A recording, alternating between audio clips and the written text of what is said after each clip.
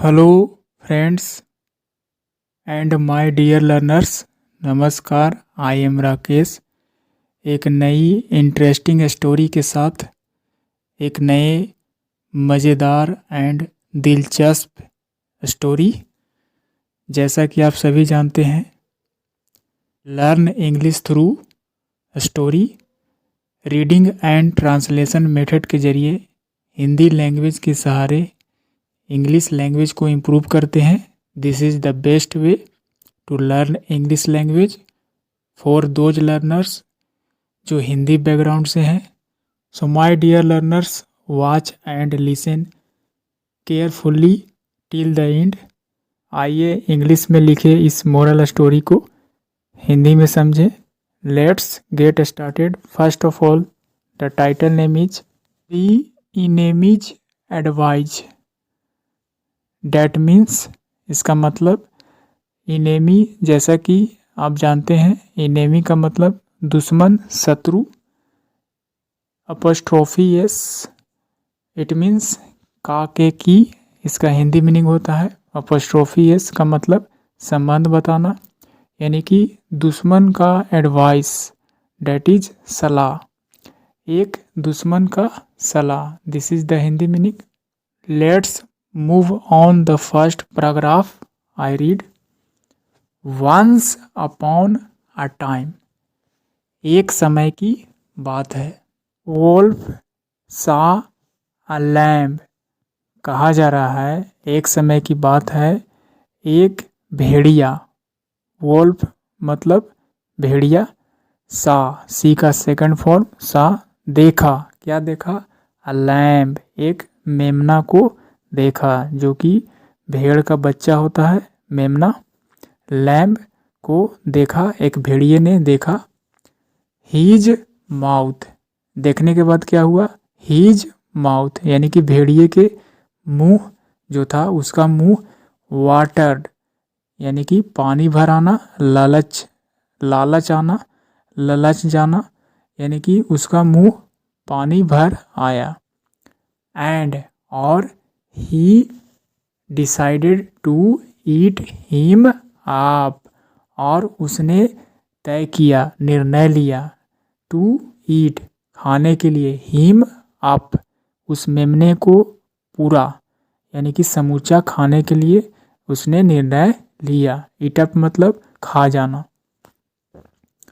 so, इसलिए he moved, इसलिए भेड़िया ने मूव किया, यानी कि गतिशील होना, आगे बढ़ना। Very quietly towards the lamb, इसलिए ही मूव्ड, यानी कि भेड़िया ने आगे बढ़ा। वेरी, बहुत ही शांतिपूर्वक, क्वाइटली यानी कि चुपचाप, शांतिपूर्वक, टुवार्ड्स की तरफ, किसकी तरफ? द लैम्ब, यानी उस मेमने की तरफ आगे बढ़ा, मूव किया। बट, लेकिन, द लैम्ब वाज अलर्ट, लेकिन मेमना जो था सावधान था, अलर्ट था, सतर्क था। ही सा, उसने देखा, मेमने ने देखा। The approaching wolf and ran for his life, उसने क्या देखा? द अप्रोचिंग, यानी कि निकट आते हुए, अप्रोच के मतलब निकट आना, समीप आना।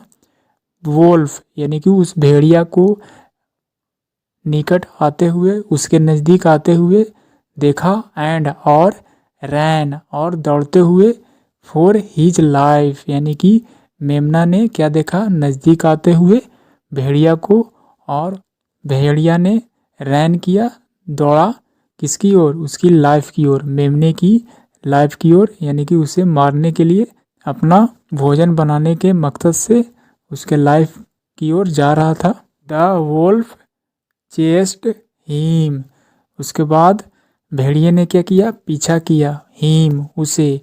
बट, लेकिन, द लैम्ब वाज फास्टर, लेकिन जो मेमना था वह तेजी से जा रहा था। फास्टर यानी कि फास्ट था, और भी तेज। फास्टर का मतलब पहले से भी और तेज हो गया था, तेज था, यानी कि अपनी गति को तेज किया। द वोल्फ कुडंट कैच, यानी कि भेड़िए ने कैच यानी कि पकड़ना, कुडंट यानी कि नहीं कर सका, यानी कि पकड़ नहीं सका। भेड़िए ने मेमना को पकड़ नहीं सका। The lamb entered a temple and felt quite safe there। कहा जा रहा है कि लैम्ब यानी कि मेमना क्या किया, प्रवेश किया। कहाँ? अ टेम्पल, एक मंदिर में। एंड और फेल्ट, महसूस किया। फील का second form felt. Quite safe यानी कि काफ़ी सुरक्षित, यानी कि वह कैसा महसूस किया? क्वाइट सेफ, बिल्कुल सेफ, सुरक्षित महसूस किया। देयर, वहाँ पर, उस मंदिर के पास इंटर करने के बाद वहाँ पर क्या किया? वहाँ पर कैसा लगा? फेल्ट यानी कि फील किया, सुरक्षित, काफ़ी सुरक्षित फील किया। द वोल्फ वाज स्केयर्ड, जो वोल्फ यानी कि भेड़िया जो था, स्केयर्ड यानी कि डरा हुआ था। टू एंटर, प्रवेश करने के लिए, यानी कि उसे डर था प्रवेश करने के लिए। द टेम्पल यानी कि उस मंदिर में प्रवेश करने के नाम पर उसे डर था। इट मीन्स उस मंदिर में प्रवेश करने के लिए वह चाह रहा था लेकिन वह डरा हुआ था। स्केयर्ड यानी भयभीत था, डरा हुआ था। सो इसलिए, ही कॉल्ड आउट, इसलिए उसने पुकारा। कॉल्ड आउट यानी कि पुकारा। टू द लैम्ब यानी कि मेमने को क्या किया? पुकार किया। Putting on a sympathetic look, putting यानी कि रखते हुए, ऑन आ सिम्पैथेटिक कहने का मतलब यानी कि दया के भावना से, दया के नज़रिए से, यानी कैसा लुक अपनाया जैसा कि किसी पर दया कर रहा हो। यानी ही सैड, और उसने कहा। इट इज अनसेफ, यह असुरक्षित है। फॉर यू, तुम्हारे लिए। फॉर यू यानी कि मेमना को भेड़िए ने क्या कहा? इट इज अनसेफ, यह असुरक्षित है, यानी कि सुरक्षित जगह नहीं है। फॉर यू, तुम्हारे लिए। टू स्टे इनसाइड, यानी कि इनसाइड का मतलब भीतर की ओर, यानी कि अंदर ठहरना, स्टे रहना, बने रहना। स्टे मतलब ठहरना, रुकना, यानी कि अंदर रुकना जो है क्या है तुम्हारे लिए? इट इज अनसेफ, असुरक्षित है। समवन विल कैच यू, कोई जो है, समवन का मतलब कोई क्या करेगा? विल कैच, पकड़ लेगा। यू, तुमको। समवन विल कैच यू, कोई जो है तुम्हें पकड़ लेगा। एंड और sacrifice you before the gods, और क्या कहा? कि सैक्रिफाइस कर देगा। समवन विल कैच यू, तुम्हें पकड़ लेगा, और क्या करेगा? सैक्रिफाइस, बलि देना। यू, तुम्हें बलि दे देगा। बिफोर द गॉड्स, बिफोर का मतलब के सामने, गॉड यानी ईश्वर के सामने तुम्हें बलि दे देगा। ऐसा भेड़िए ने लैम्ब यानी कि लैम्ब मेमने को कहा। द लैम्ब रिप्लाइड, मेमना ने उत्तर दिया। Thanks a lot for your advice, यानी कि बहुत बहुत धन्यवाद। फॉर किस लिए? योर एडवाइस, यानी कि तुम्हारी सलाह के लिए बहुत धन्यवाद करता हूँ। बट, लेकिन, आई वुड प्रेफर, मैं पसंद करूँगा। प्रेफर मतलब किसी से ज़्यादा पसंद करना। To stay inside and be sacrificed on the altar rather than coming out. कहा जा रहा है लेकिन आई वुड प्रेफर, मैं ज़्यादा पसंद करूँगा। टू स्टे इनसाइड, अंदर ही बने रहना ज़्यादा पसंद करूँगा। कहा जा रहा है कि मैं प्रेफर करूँगा यानी कि ज़्यादा पसंद करूँगा स्टे इनसाइड, अंदर ही रहना, और साथ ही साथ बी सेक्रीफाइस्ड, साथ ही साथ बलिदान किया जाना, ऑन द अल्टर, यानी कि ऑन द अल्टर का मतलब उस मंदिर के अंदर एक ऐसा स्थान जहाँ पर बलि दिया जाता है, उस स्थान को अल्टर कहते हैं, यानी कि वेदी जिस पर प्रसाद यानी कि बलि दिया जाता है। इस प्रकार मेमना ने क्या कहा, I would prefer to stay inside, मैं अंदर बने रहना पसंद करूँगा, साथ ही साथ सेक्रीफाइस हो जाना यानी कि बलि हो जाना ऑन द अल्टर, यानी कि उस जगह पर बलि होना मुझे पसंद है, रदर देन बजाय, कमिंग आउट बजाय कि मैं बाहर आऊँ, बाहर आने के बजाय, रदर देन बाहर आने के बजाय मुझे स्टे इनसाइड अंदर ही रहना और ईश्वर के सामने बलि दिया जाना मुझे पसंद है, बजाय बाहर आने से।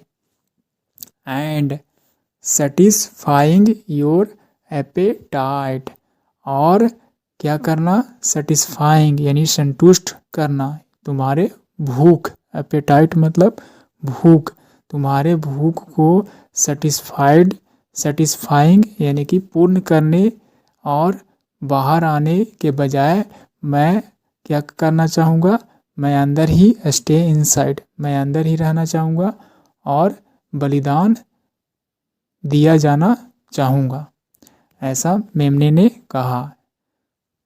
I repeat, I would prefer मैं पसंद करना चाहूँगा, टू स्टे इनसाइड अंदर ही रहना, एंड बी सेक्रीफाइस्ड और बलि हो जाना, ऑन द अल्टर उस जगह पर, रदर देन कमिंग आउट बाहर आने के बजाय, और एंड सेटिस्फाइंग योर एपेटाइट तुम्हारी भूख को मिटाने और बाहर आने के बजाय मैं अंदर ही रहना पसंद करूँगा और ईश्वर के सामने बलिदान दिया जाऊँ। The wolf knew that the lamb would not come out, so he went away, कहा जा रहा है इस प्रकार द वोल्फ यानी कि भेड़िया क्या है, द भेड़िया न्यू यानी कि जानता था, यानी कि उसे पता था, डैट की द मेमना वुड नॉट कम आउट, जो है से मेमना जो है से बाहर नहीं आएगा।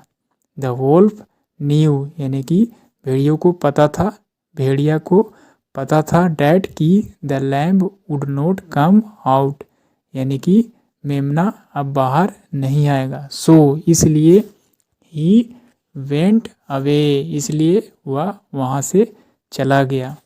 So this is the story I finished, and what is the moral of this story?